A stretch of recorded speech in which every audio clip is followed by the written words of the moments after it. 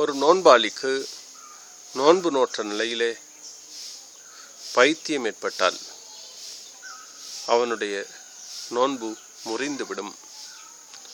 பைத்தியக்காரர்களுக்கு பொதுவாக இஸ்லாத்திலே நோன்பு கடமை இல்லை. ஆனால் ஒருவன் நோன்பு நோற்றிருக்கும் நிலையிலே அவனுக்கு பைத்தியம் ஏற்பட்டுவிட்டால் அவனுடைய நோன்பு முறிந்துவிடும். ஏனென்றால் அவன் புத்தி சுயாதீனம் இல்லாத நிலைக்கு மாறுகிறான். ஒரு நோன்பாளி அவனுக்கு எப்பொழுது, உதாரணமாக ஒரு முஸ்லிமுக்கு எப்பொழுது நோன்பு கடமை என்றால் அவன் ஆக்கிலாக புத்தி சுவாதீனம் உள்ளவனாக இருக்க வேண்டும்.